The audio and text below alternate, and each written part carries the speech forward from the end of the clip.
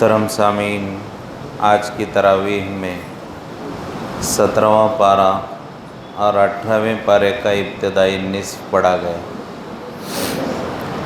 اس پارے میں سورہ انبیاء، سورہ حج اور اس کے آگے سورہ نور تک کی تلاوت کی گئی۔ ابتدائی جو آیتیں آج کی تراویح میں پڑھی گئیں، اس میں اللہ تبارک و تعالیٰ نے حضرت ابراہیم علیہ السلام کے واقعے کو بیان فرمایا کہ کس طرح حضرت ابراہیم علیہ السلام کو آگ میں ڈالا گیا اور اس کے بعد اللہ کی مدد حضرت ابراہیم علیہ السلام کے ساتھ ہوئی۔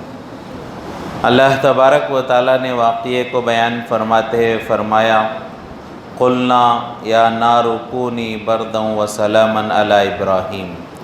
اللہ تبارک و تعالیٰ فرماتے ہیں کہ ہم نے آگ کو کہا اور آگ کو یہ حکم دیا کہ اے آگ تو ابراہیم پر ٹھنڈی اور سلامتی والی ہو جا۔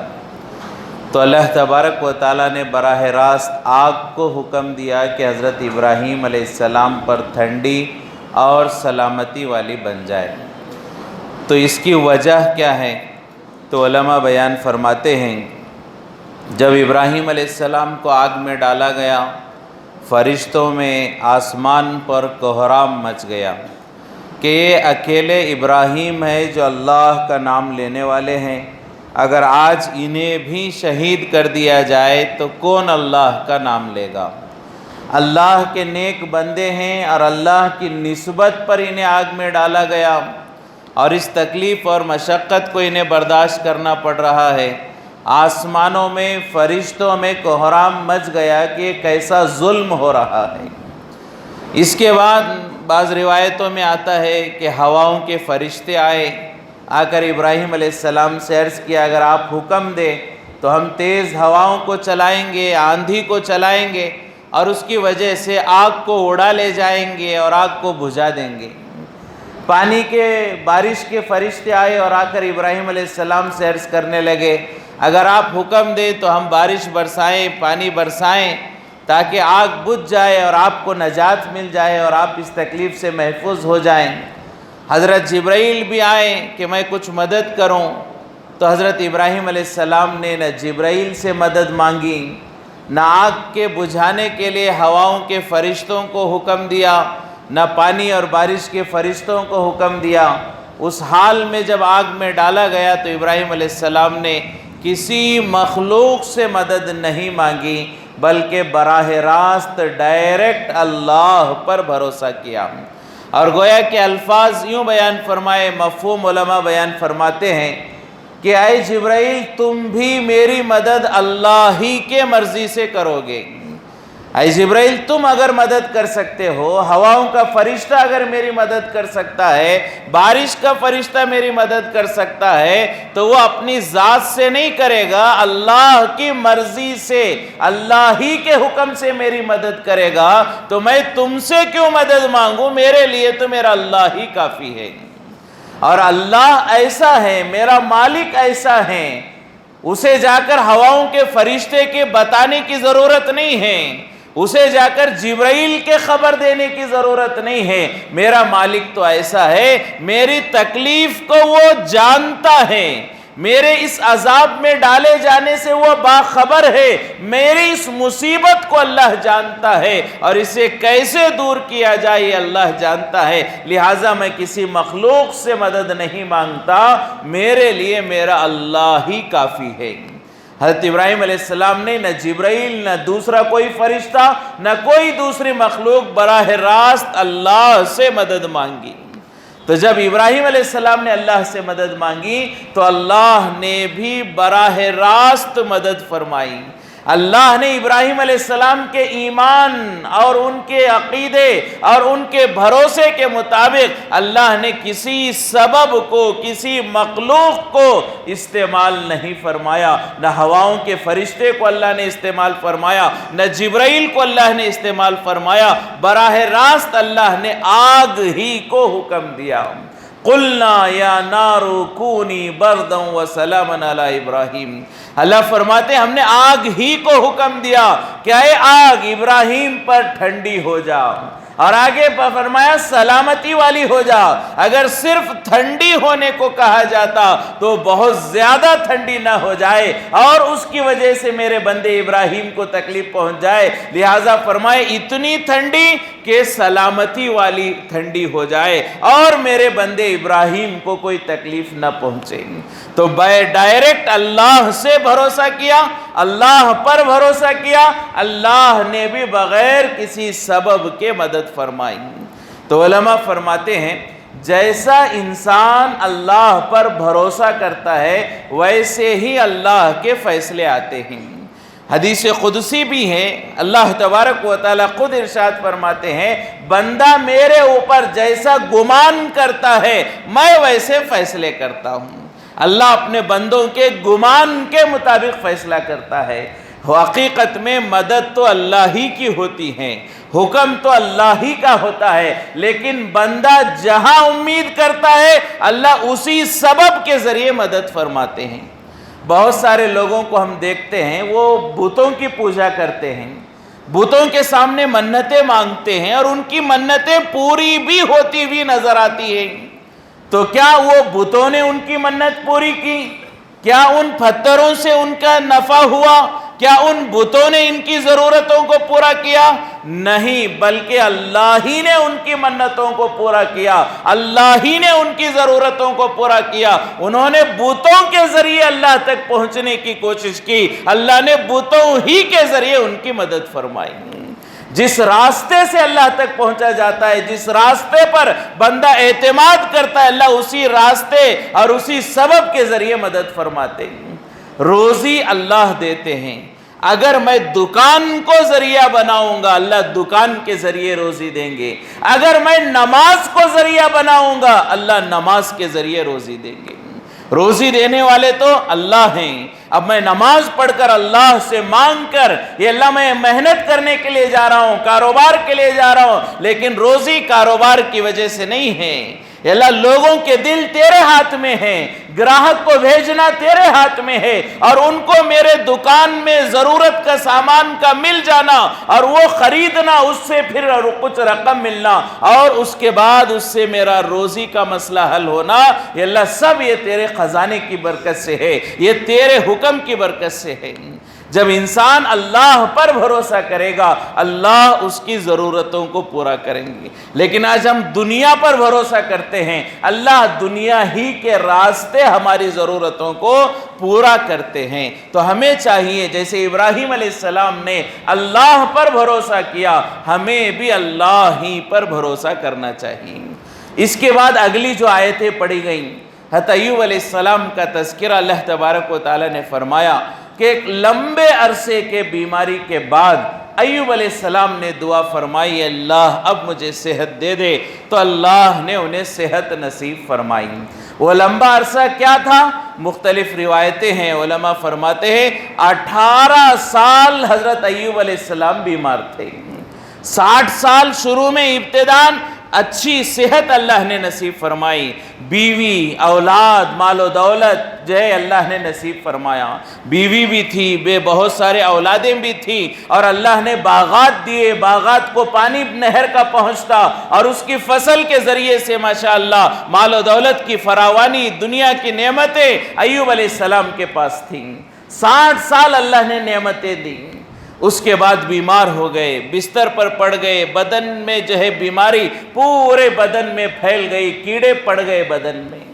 18 سال بیماری کا عالم گزرا ہے۔ درمیان میں ان کی بیوی، سب رشتہ دار بچے انتقال ہو گئے، دور چلے گئے، پورا مال و دولت ختم ہو گئی، بارش کا پانی بند ہو گیا، باغات سوکھ گئے اور اس کے ذریعے آنے والی آمدنی ختم ہو گئی۔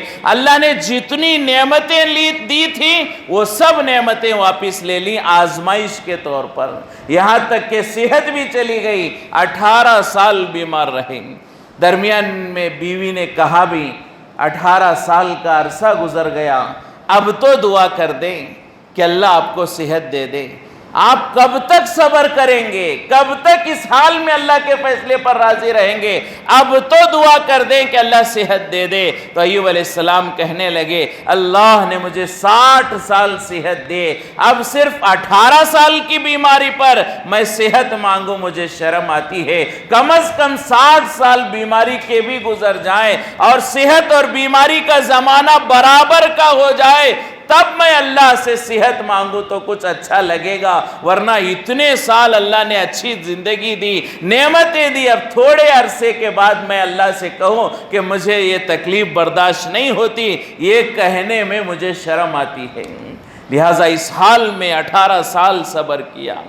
بعض علماء فرماتے ہیں بعض روایتوں میں کہ ان کی بیوی روزانہ گھر میں جا کر لوگوں کے گھروں میں کام کرتی اور اس کے بدلے کچھ کھانے کو ملتا، وہ لے کر آتی حضرت ایوب علیہ السلام کی بیوی، اور اسی سے ایوب علیہ السلام اور ان کے بیوی کا گزارا چلتا۔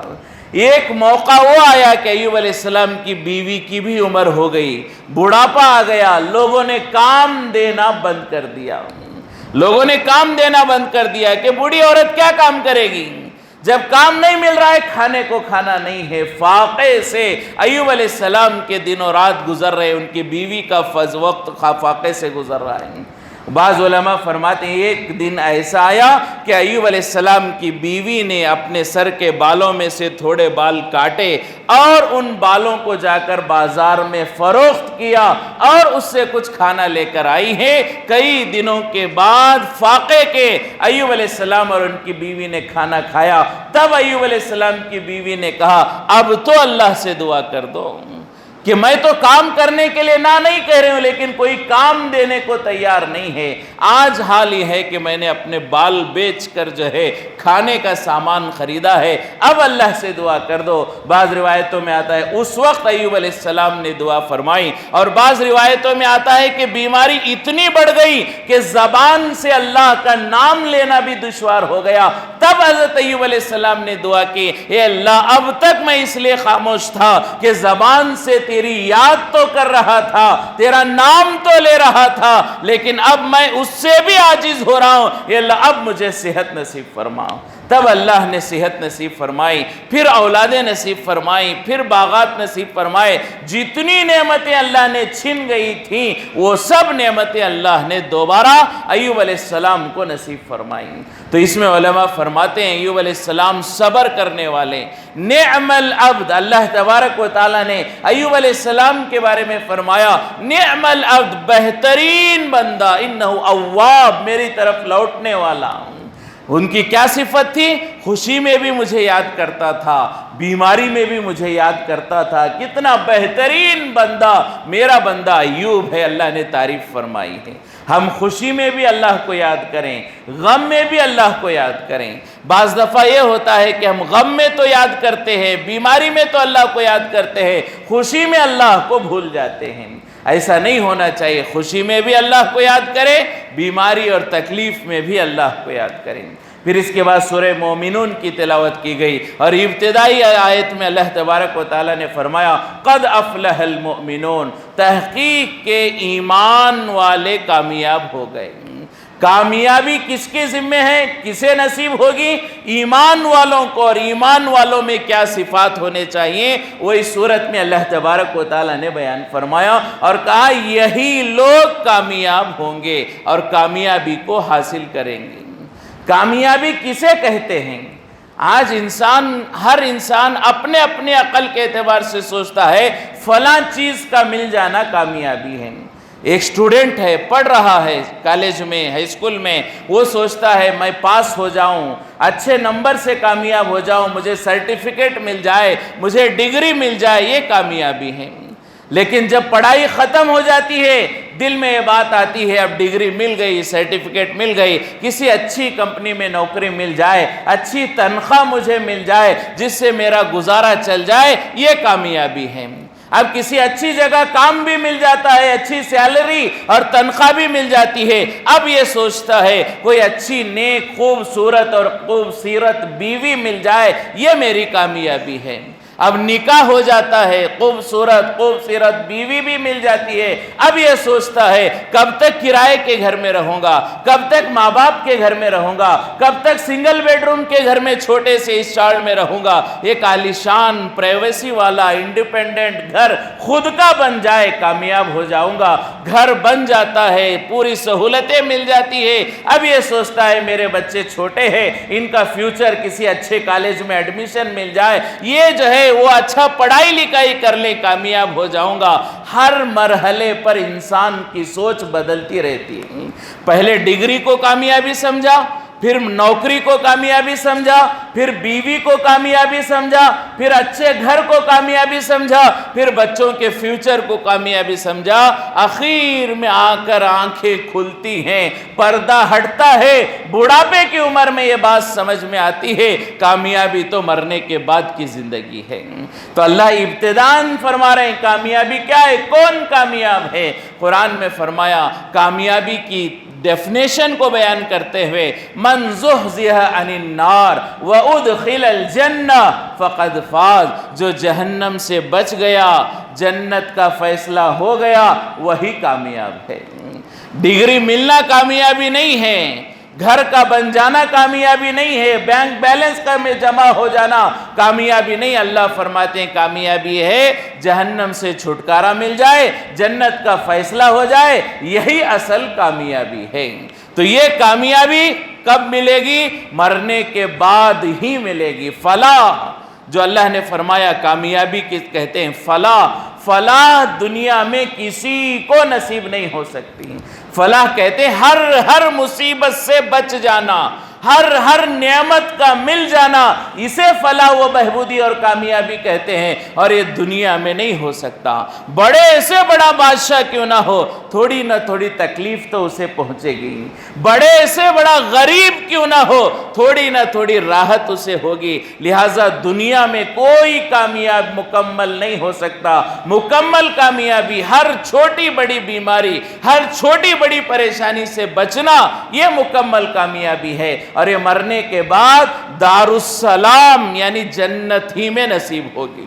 جنت سلامتی کا گھر ہے، وہاں تھوڑی بھی تکلیف نہیں ہوگی، تو جنت ہی کامیابی کا ٹھکانہ اور مرنے کے بعد ہی کامیابی حاصل ہو سکتی ہے۔ تو اللہ تبارک و تعالیٰ نے اس کو بیان فرمایا، اور آگے اللہ تبارک و تعالیٰ نے فرمایا کلوا من الطیبات واعملوا صالحا۔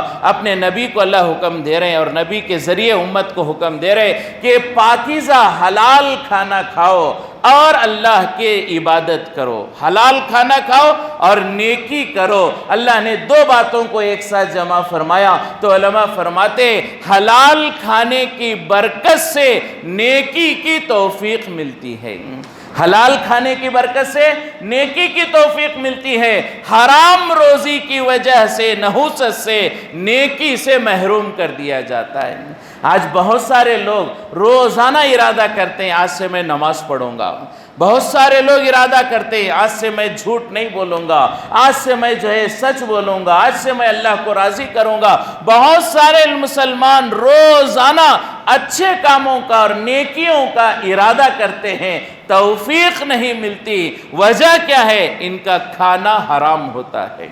علماء فرماتے ہیں ان کا کھانا حرام ہوتا ہے، نمازوں کی توفیق نہیں ہوتی، روزے کی توفیق نہیں ہوتی، نیکیوں کی توفیق نہیں ہوتی۔ نیکیوں کی توفیق ملتی ہے حلال روزی کی برکت سے، اس لیے کہ اللہ نے دونوں کو ایک ساتھ بیان فرمایا کلوا من الطیبات واعملوا صالحا، حلال کھاؤ اور نیک اعمال کرو۔ تو حلال کھائیں گے تو نیک اعمال کی توفیق ملے گی۔ تو ہمارے کاروبار میں ہمیں بہت سارے مسائل معلوم کرنے کی ضرورت ہے کہ کہیں ایسا نہ ہو ہم یہ سمجھیں کہ ہم حلال کھا رہے ہیں لیکن وہ حرام کا لقمہ میرے پیٹ میں جا رہا ہو، میں یہ سوچ رہا ہوں کہ حلال کمائی گھر لے کر جا رہا ہوں، حالانکہ وہ حرام ہو، اور حرام کے لقمے سے میں اپنی بیوی کو، میں اپنے بچوں کو پال رہا ہوں، ایسا نہ ہو حرام کی روزی سے میرا گھر چل رہا ہو۔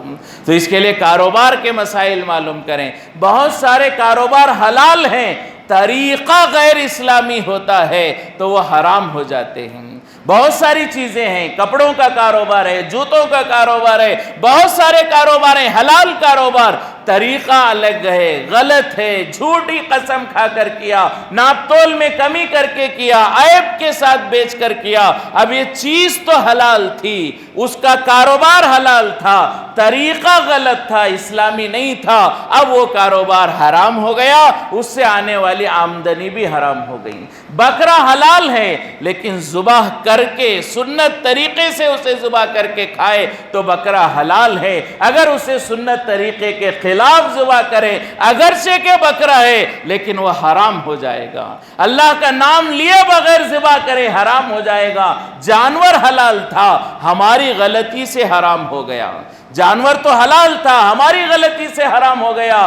کاروبار حلال تھا، ہماری غلطی سے حرام ہو گیا۔ تو بالکل اسی طرح بہت سارے معاملات ہماری غلطی سے حرام ہو جاتے ہیں، انہیں معلوم کریں۔ ایک آدمی لیبر ہے، 8 گھنٹے کام کرنے کی تنخواہ لیتا ہے، مزدوری لیتا ہے، اور یہ کہتا ہے 8 گھنٹے میں کام کروں گا اور 1 دن کا میری یہ مزدوری رہے گی۔ اب اس میں 2 گھنٹے جو ہے بیکار میں مالک کو بتائے بغیر اپنے ذاتی کام میں لگا دیتا ہے۔ اب یہ جو 2 گھنٹے کی تنخواہ ہے اس کے لیے حلال نہیں ہے۔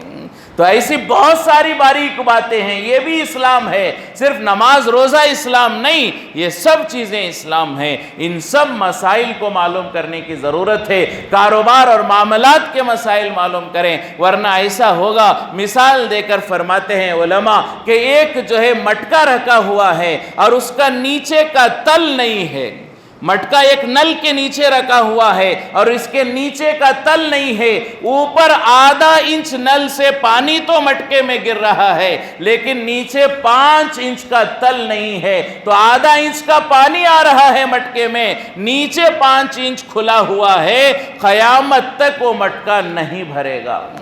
آنے والا راستہ تھوڑا ہے، جانے والا راستہ بڑا ہے۔ ایسے ہی ہماری آ رہی ہیں نیکیاں بہت تھوڑی۔ نماز پڑھتے ہی ہم رمضان میں ہیں، یا جمعہ سے جمعہ یا فرائض آتے ہی ہمارے نام اعمال میں نیکیاں بہت تھوڑی اور معاملات کی بگاڑ کی وجہ سے ضائع ہو رہی ہیں، تو ہمارے نام اعمال کا مثال اس مٹکے کی طرح ہے کہ آنے والا راستہ تو تھوڑا ہے، نیکیاں تو تھوڑی ہیں، گناہ بہت سارے، معاملات کا بگاڑ بہت زیادہ، قیامت تک ہماری موت تک بھی نام اعمال میں نیکیاں جمع نہیں ہو سکتی۔ تو اس کے لیے معاملات کو درست کرنے کی ضرورت ہے۔ اور آگے آخر میں اللہ تبارک و تعالی نے بیان فرمایا کہ کل قیامت کے دن اعمال کو وزن کیا جائے گا، تولا جائے گا، جس کے نیکیوں کا پلہ بھاری ہوگا کامیاب اور جس کے گناہوں کا پلہ بھاری ہوگا وہ ناکام۔ تو اس میں فرمایا اعمال کو تولا جائے گا، اعمال کو گنا نہیں جائے گا، گنتی نہیں ہوگی اعمال کی۔ روزے کتنے رکھے یہ نہیں دیکھیں گے، کیسے رکھے، اللہ کے ڈر کے ساتھ رکھے۔ آنکھوں کا بھی روزہ تھا، زبان کا بھی روزہ تھا، کان کا بھی روزہ تھا، پیٹ کا بھی روزہ تھا، کیسے روزہ رکھا یہ دیکھیں گے۔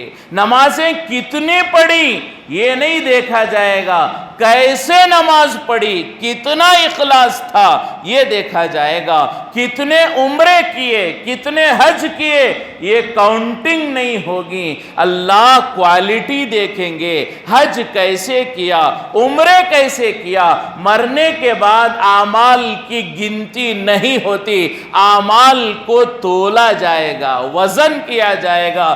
جو عمل جتنا اخلاص والا ہوگا اتنا وزن ہوگا، جتنا اخلاص سے خالی ہوگا اتنا وہ عمل ہلکا ہوگا۔ تو ہمیں چاہیے کاؤنٹنگ کے پیچھے نہ پڑیں، تعداد کے پیچھے نہ پڑے، میرے اتنے روزے ہو گئے، میں نے اتنے 1000 صدقہ کیا، کس نیت سے صدقہ کیا وہ اللہ دیکھتے ہیں۔ 1 روپیہ بھی اگر صحیح نیت ہے احد کے پہاڑ کے برابر اجر ملے گا، احد کے پہاڑ کے برابر سونا صدقہ کر دے، دکھلاوا ہو 1 رائی کے دانے کے برابر بھی ثواب نہیں ملے گا۔ تو اصل میں آخرت میں وہ کوالٹی، کیفیت دیکھا جائے گا۔ تو ہمیں اپنے ایمان میں، اعمال میں اخلاص کو، للہیت کو اور صفات عادات کو بنانے کی ضرورت ہے۔ نماز اخلاص کے ساتھ پڑھے، روزہ للہیت کے ساتھ رکھے، گنتی مقصود نہیں ہے، اخلاص مقصود ہے، اور اعمال میں وزن دیکھا جائے گا،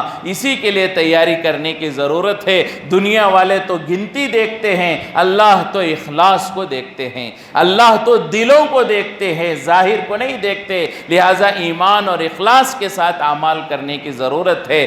اسی لیے جہاں بھی اعمال کا تذکرہ اکثر آتا ہے، ایمان اور اخلاص کا تذکرہ بھی آتا ہے، جیسے کہ رمضان کے بارے میں حضور نے فرمایا من صام رمضان، جو رمضان کے روزے رکھے ایمانا و احتسابا، دو شرطیں لگائی، صرف روزہ رکھنے کو حضور نے نہیں کہا، دو شرطیں لگائیں، ایمان کے ساتھ اللہ پر یقین رکھتے ہوئے کہ روزہ اللہ کا حکم ہے، مجھے اللہ کا حکم پورا کرنا ہے، احتسابا، ثواب کی امید رکھتے ہوئے روزہ رکھے گا، دو شرطیں ایمان اور احتساب، ایمان اور ثواب کی امید، تو اللہ کی جانب سے معاملہ ہوگا، پچھلے تمام گناہ اللہ معاف فرمائیں گے۔ تو ہر نیکی میں ایمان اور احتساب، اخلاص اور امید، اسے جو ہے اللہ کے رسول پاک صلی اللہ علیہ وسلم نے بیان فرمایا۔ تو ہمیں چاہیے کہ اخلاص اپنی عبادتوں میں پیدا کریں۔ اخلاص سب سے آخر میں آتا ہے، اخلاص سب سے آخر میں آتا ہے اور سب سے پہلے چلا جاتا ہے۔ اخلاص آنے میں بڑی محنت لگتی ہے اور جانے میں کوئی وقت نہیں لگتا، اس لیے اپنے اعمال میں اخلاص پیدا کرنا، اسے باقی رکھنا بڑی فکر کی ضرورت ہے۔ دکھلاوا کبھی بھی آ سکتا ہے۔